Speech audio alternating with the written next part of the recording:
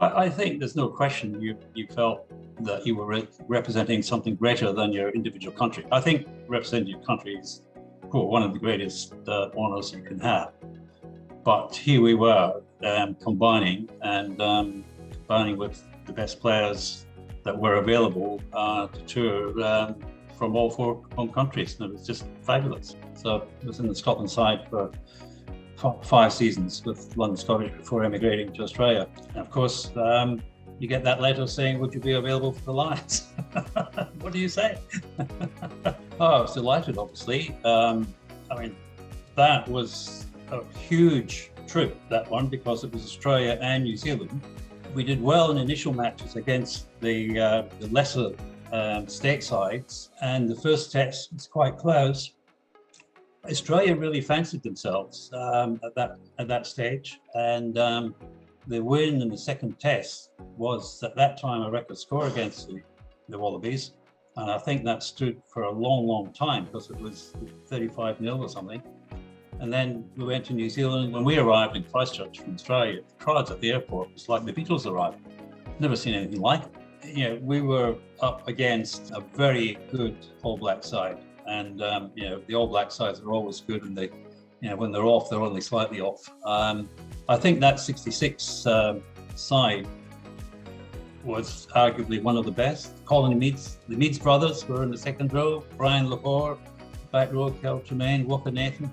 It was a fabulous side, and we got done over in the early matches in the forwards by some tough provincial sides, and then it just got worse in the tests, and it was really tough going. In the fourth test, nothing to play for. The series was over. We're 3-0 down, but we played well, and I managed to score a try in that. They just overwhelmed us. Yeah.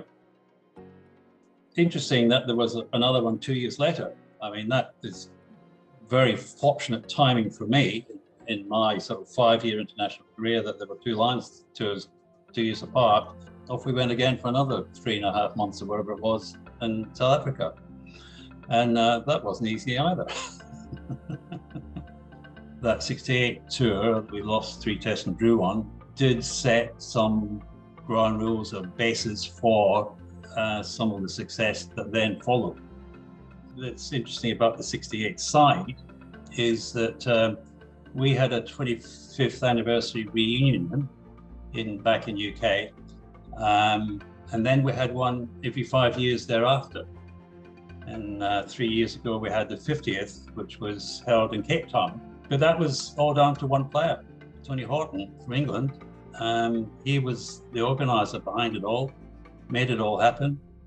I did receive my cap number 437, I think it was a couple of years ago, as a part of the project. And I think it was a really worthwhile undertaking, and much appreciated. Sits proudly with my Scotland cap. I'm very chuffed to have been part of it in the early days, and I'd like to think and hope that the couple of tours that we did had some input to it all becoming better for the Lions. The tours in the early '70s. Yeah.